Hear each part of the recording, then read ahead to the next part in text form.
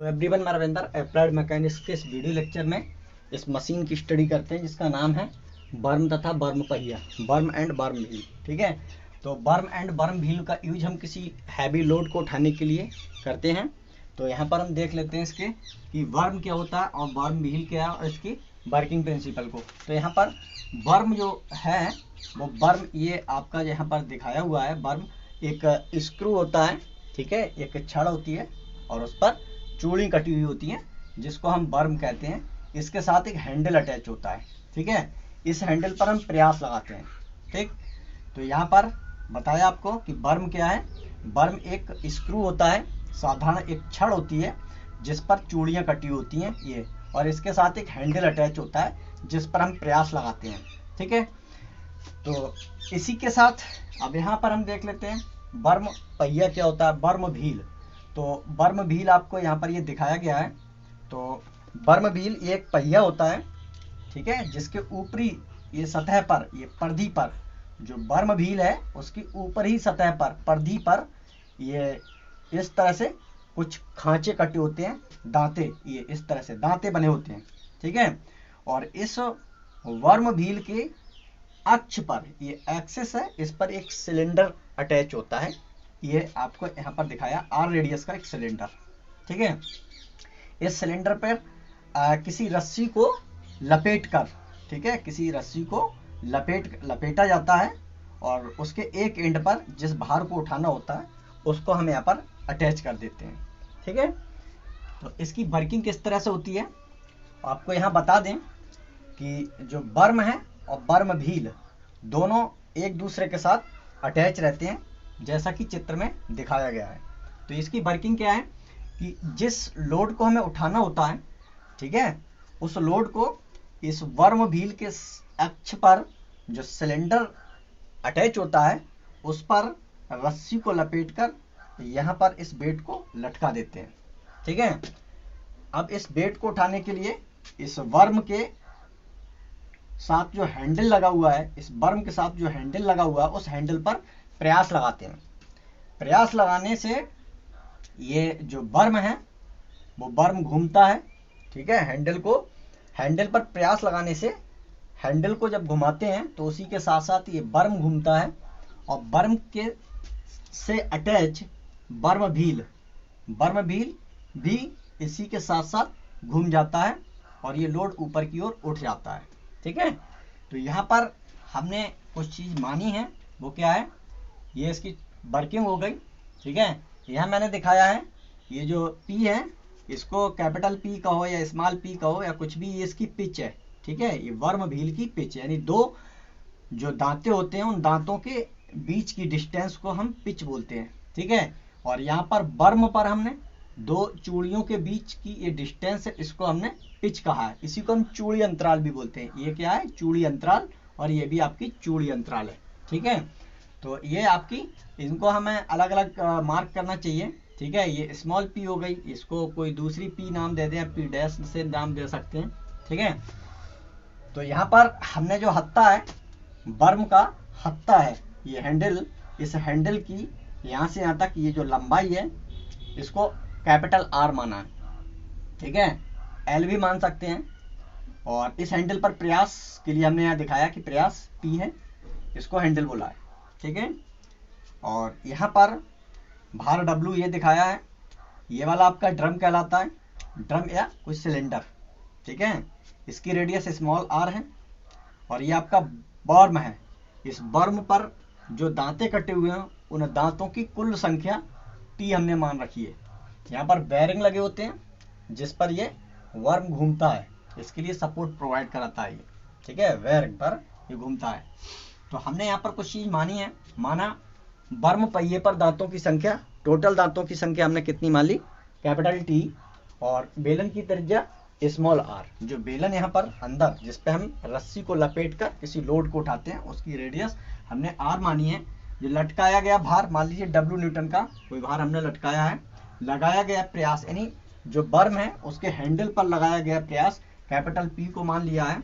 हत्थे की लंबाई हमने कैपिटल आर को माना है, ठीक। तो यहाँ पर अब इसकी वर्किंग को फिर से देखते हैं और इसमें क्या होता है।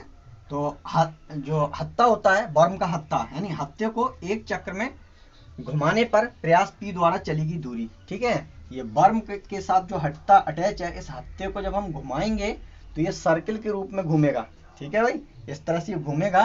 तो प्रयास P इस हत्ते की एक चक्कर में, है ना, कितनी डिस्टेंस ट्रेवल करेगा, जो हत्ता अपनी परिधि के बराबर चलेगा एक चक्कर में, वही प्रयास P द्वारा चलेगी दूरी होगी। ठीक है, तो हत्ते को एक चक्र में घुमाने पर प्रयास P द्वारा तय की गई दूरी वो कितनी होगी, इसकी परिधि के बराबर।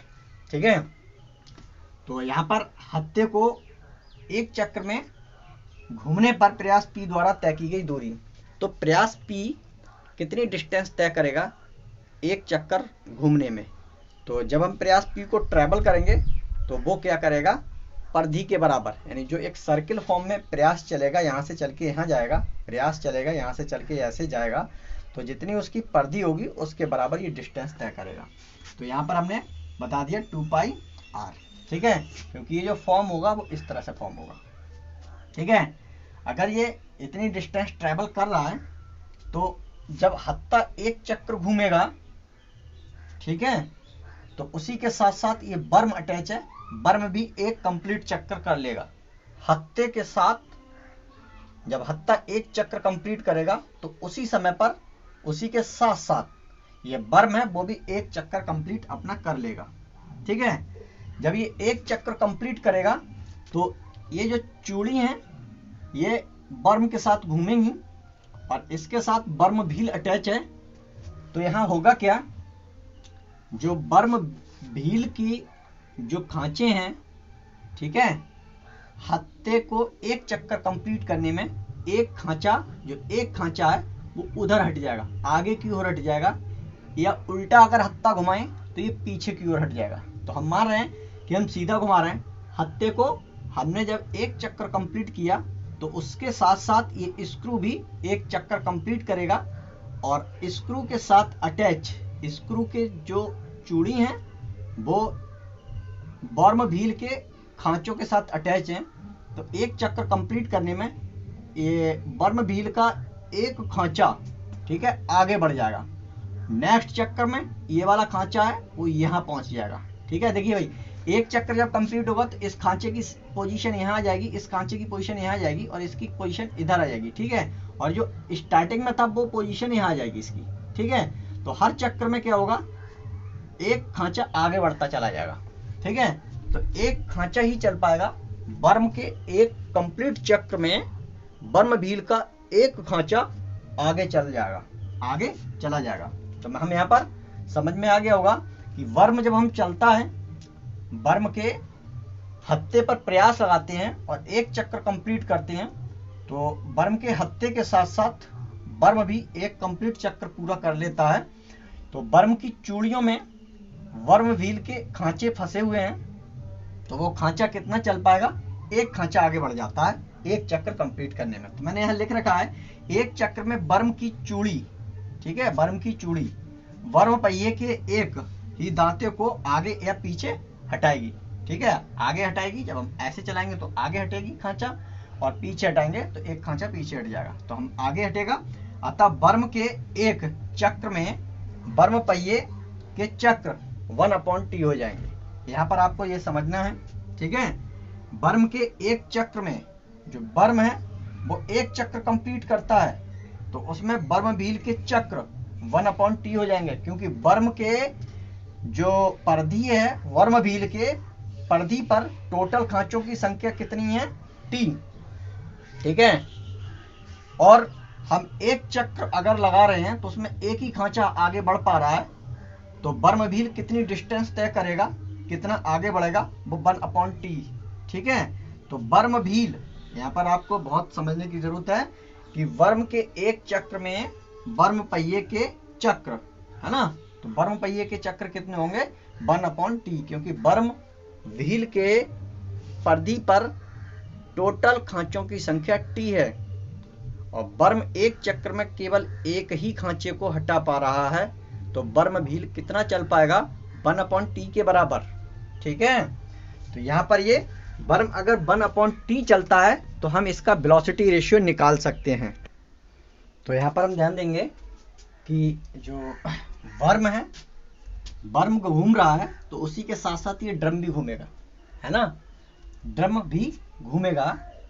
तो जब एक स्क्रू का चक्र पूरा होगा, यानी जो स्क्रू है ना, वर्म है, वर्म के पहिए पर एक चक्र कंप्लीट करते हैं, तो उस एक चक्र कंप्लीट करने में वर्म व्हील का एक खांचा खिसक जाता है। तो एक खांचा जब खिसकेगा तो वर्म पहिया 1/t डिस्टेंस ट्रेवल करेगा, क्योंकि इस पर टोटल दांतों की संख्या t है। और इसी के साथ साथ अटैच, इस पर जो ड्रम अटैच है, इसकी अक्ष पर, वर्म व्हील की अक्ष पर ड्रम अटैच है, वो भी इसी के साथ घूमेगा। लेकिन कितना घूमेगा, वो घूम पाएगा अपनी रेडियस का, मतलब अपनी परिधि का, है ना, ड्रम कितना घूम पाएगा, अपनी परिधि का 1/t में भाग, है ना। तो यहाँ पर हम कह सकते हैं, अतः वर्म पहिए के 1/t चक्र में भार W द्वारा तय की गई दूरी। तो भार W कितनी दूरी तय करेगा, ड्रम पर लिपटी डोरी, जितनी ड्रम पर डोरी लिपट जाएगी उतना ही W वेट ऊपर को दूरी तय कर पाएगा। तो वो दूरी कितनी तय करेगा, जो ड्रम है उस ड्रम की जो परिधि है, उस परिधि का 1/t में भाग, ठीक है। तो 1/t इंटू 2πr, 1/t, क्योंकि ये जो वर्म व्हील है वो 1/t ही चल पा रहा है, क्योंकि इस पर टोटल दांतों की संख्या t है, ठीक। तो अभी ये ड्रम कितना चल पाएगा, 1/t इंटू 2πr। तो ये भार द्वारा चलेगी दूरी हमारे पास इस तरह से निकल आएगी। अगर भार द्वारा चलेगी दूरी हमने निकाल ली तो हम इसका वेलोसिटी रेशियो निकाल सकते हैं, ठीक है। इसका वेग अनुपात क्या होगा, प्रयास द्वारा चलेगी दूरी। तो प्रयास द्वारा चलेगी दूरी हमने कितनी निकाली थी, यहाँ पर निकाली थी, देखिए 2πr, प्रयास द्वारा चलेगी दूरी अपॉन भार द्वारा चलेगी दूरी। तो भार द्वारा चलेगी दूरी 2πr/t, है ना। तो यहाँ से 2π से 2π कैंसिल कर देंगे और t ऊपर आ जाएगा, तो हमारे पास हो जाएगा RT/r। तो ये हमारे पास वेलोसिटी रेशियो हो जाएगा, वेगानुपात, है ना।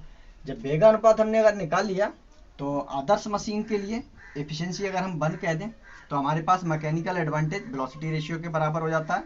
तो मैकेनिकल एडवांटेज वेलोसिटी रेशियो के बराबर हो जाएगा, तो RT/r। यहाँ पर फार्मूले में आपको ध्यान रखना है, ठीक है, कि R क्या है, हत्थे की लंबाई, T क्या है, वर्म व्हील पर दांतों की कुल संख्या, R क्या है, ड्रम की रेडियस। तो हम इस तरह से ये वर्म व्हील के लिए हमने पढ़ा है कि वर्म व्हील क्या है, ठीक है।